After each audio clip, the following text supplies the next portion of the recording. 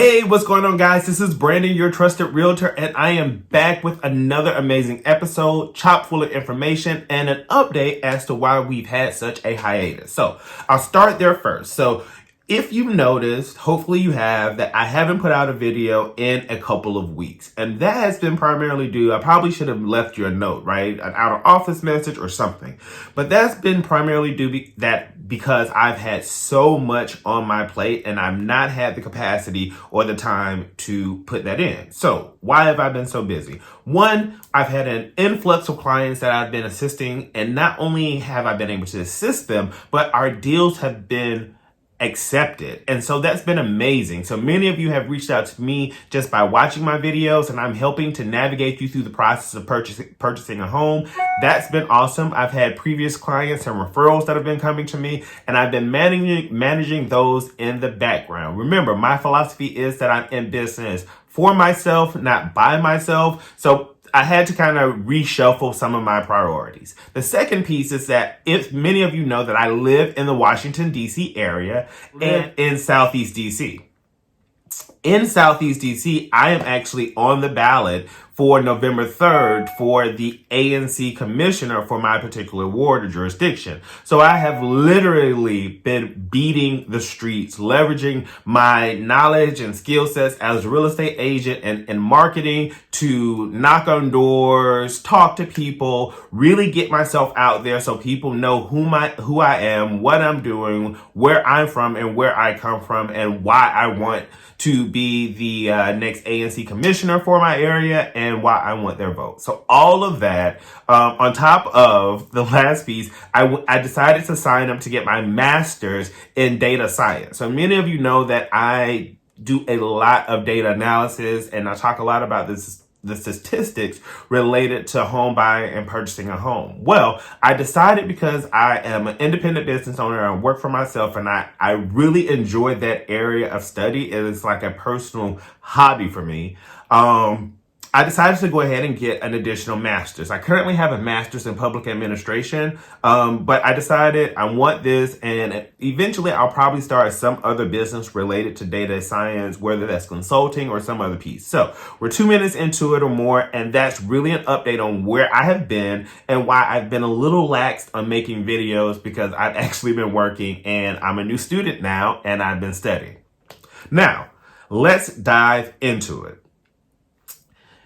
The data is in for the month of September, and even though it does not feel like it at all, and fall has not truly fallen from a temperature standpoint, we do find that the housing market is hotter than ever. If you don't know, then now you know that this is 100% a seller's market, and things have been bananas, especially here in the DC region. Sellers have been marking up prices or getting 100% of their asking price or more. And in many situations, you find that there's 10, 15, 20, 30 individuals that put in offers for a property, and your buyer has to put in the most competitive offer in order to win the day. What does the competitive offer look like? I'm seeing people put in no home inspection, no appraisal, no increasing the amount that they're willing to pay, upwards to $30,000 or $40,000 completely above, throwing out financing contingencies.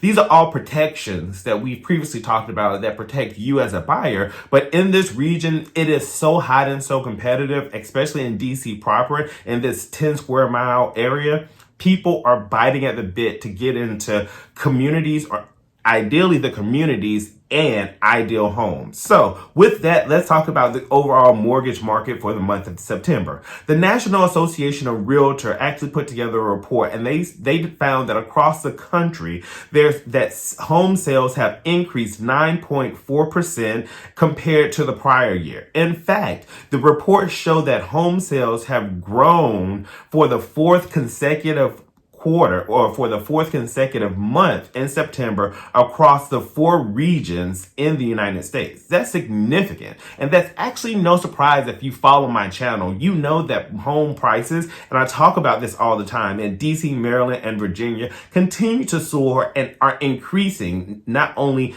by county, but by zip code and community year over year. We are actually in other reports and resources that you will find on my website, and I'll include links to that down below. We've already talked about how certain zip codes are experiencing 5, 10, 20% increases year over year in their median home prices. So let me set the stage for you a little bit more. In real estate, we have seasonalities or periods where the market goes up and we have more buyers and people who are selling the home, and there's just a chill period where there's not a whole lot of activity and we work on other things like cleaning up our contact list, sending out emails, fishing for new clients, etc., doing more marketing.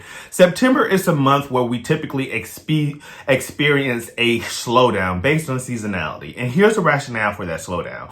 Typically, individuals who are families or home buyers that are looking to expand their space have already done so because the school year has started. So they want to beat the school year and they want to get started immediately. Also, individuals who are in the market find that they are ideally in the market during the summer months, during the hotter months. So they want to secure a place before it gets cold. And that's usually the rationale in September, with it being Labor Day and the traditional notion that that is the end of summer. We experience a reduction in the volume of individuals that are buying properties. Oh, but not this year, baby. This year, we have seen record-breaking numbers across the United States of individuals who are jumping into the marketplace and deciding that they want to buy a house. This is largely driven by the pandemic, which is that X factor in every market, not just real estate. The pandemic is creating a situation where individuals are having to manage their children. They have to manage the reality that they're going to work long term from home and that they need that space in order to be competitive. You're going to find that individuals that lost out in what I consider this first wave of home buyer sentiment, who weren't able to find the right property, or they put in so many offers that they just felt defeated and they just felt like they needed to take a mental break. They're going to get their second wave and they're going to get that second gusto and they're going to be back in the market, or they're already back in the market. You're going to find individuals that are now getting the notice that their office is going to be closed deep into 2021 or until 2022. They're realizing that they can now not only purchase a house, but maybe think about purchasing a house that's much further away from their job, because there's no real need or incentive for them to get on the road, so they can look at Howard County or Gaithersburg or some other area like Manassas or Woodbridge in order to purchase a home, in order to have a different setup or demographic or large space. All of these facts reign true because of COVID-19, and it is creating an influx of individuals that are entering into the market. The reality is that the numbers do not lie. More individuals are flooding the market, and especially those unsuccessful individuals as it relates to purchasing. This is also a silver lining for individuals who are thinking about selling their home for one key reason. It is a seller's market. Kenny Rogers says it best. You got to know when to hold them, you got to know when to walk away, and you got to know when to run. Count your money once your dealings are done. And that's where you sit right now as someone who is selling their home or has the potential. A couple of reasons for that. One, my brokerage company, and when you list your property to sell it with me, I have a program called Real Vitalize. It'll provide you some additional upfront money with no interest down, no hidden fees, for you to be able to do some moderate renovations and improvements to your property. If you don't have $10,000 or $15,000 laying around to update the kitchen, that's going to attract more individuals and increase a higher dollar price for you, there's an opportunity for you to leverage this program and to get 10, 15, or 20% higher in a return of your value. Also, this is a seller's market. So if you've been living in your home for 10 or 15 years, on average, statistically, individuals stay in their house from 5 to 7 years. It may be an opportune time for you to look into buying a bigger property, buying a parallel property or something that is on par to what you have now, and cashing out on your investment. There is so much to be said about the opportunity for you as somebody who owns a property. I always tell my clients that you should go into the transaction, realize that this is your first home, and quite often not your forever home. Secure your growth and the cash now, and then turn around and reinvest that into a different type of ownership. And I can help you with that and walk you through the process. One of the advantages from a tax standpoint as a trick, and if you have questions about this further, send me a note, is that you can use a federal program called the 1031 exchange, which means that you can sell your property up front and defer paying the taxes on that because you plan on buying an asset within a set period of time. If you're thinking about, I want to do that, but I don't want to have to pay the taxes, think about it. I got you covered. You just got to reach out. So for the month of August and September, one other thing for us to think about is that first-time homebuyers represented or were responsible for 33 and 31% of the overall sales for both of those months, respectively. And investors and second-time home buyers counted for roughly 12 to 14% of the home buyers that were in the market. So the reality exists that a big segment, nearly close to 50% of the population, are first-time home buyers, investors, and second-time home buyers. Now, there were very few, and I actually had clients ask about the possibility of getting into a foreclosed property or a short sale property. Foreclosed properties and short sales represented 1% of the overall transactions for the month of September. So there's very little likelihood, especially in a hyper-competitive market, that you will be able to get into a foreclosed property. And you'll say, well, why is that? Especially in this DC, Maryland, Virginia region.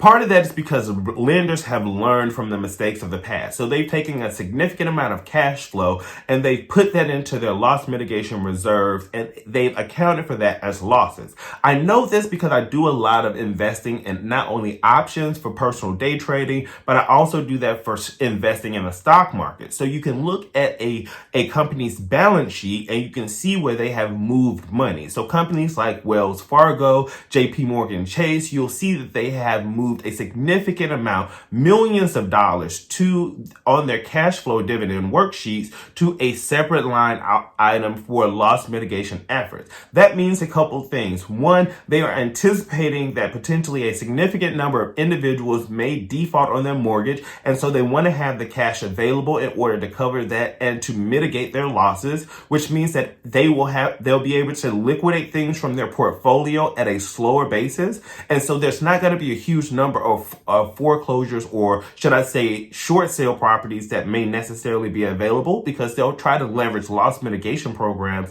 to keep people in their home. The second part of what that analysis says to me, or the analysis I'm taking based on the moves that they're making and the learning from 2007 and through 2009, is that if you keep people in their home, it means that you retain the integrity of the value of the property because you're retaining the integrity of the value of the community. And with fewer blighted properties, lenders are going to be working to make sure that homeowners stay in that property, or to turn around and flip that property immediately so that way they can get it off of their portfolio and off their books. So either way it goes, I do not predict that there's going to be a significant opportunity for anyone to get into a foreclosure or short sale property, because I think that banks have learned a serious lesson from almost 12 years ago, and they've gotten to a place where they can proactively respond to people who are defaulting. I also think one of the advantages is that the government is now involved, and there are moratoriums against evictions and foreclosures, and that is creating another layer of protection for homeowners against the possibility of foreclosure, and also mitigating the possibility for you as a buyer to have that stream of property types available to purchase. So with that, the decision matrix that buyers use has shifted away from apartment style living, and those that are finding themselves working from home for the long term are seeking a place to call their own in order to ride out whatever the rest of 2020 or 2021 has to bring. So you yourself are probably no different. So all of this begins with setting up a plan and getting into the right place and the right headspace in order to purchase a home. Feel free to send me an email. I'll leave my contact down below. Some of you all have said that you found that off my webpage, but I'll leave a picture of my business card as well here at the end of the video, so that way you can screenshot it and you'll have that information in your phone. So again, my name is Brandon. I'm your trusted realtor. Remember to like, subscribe, and hit that notification button so that way you can stay tuned in and in tune to the latest and greatest real tea here in the DMV. All right, guys, take care, stay tuned, and I promise you I will do better about making sure that I'm more consistent with creating videos and writing articles. But, thanks for understanding. I don't know what that was about, but I felt it in my spirit. All right, take care, guys.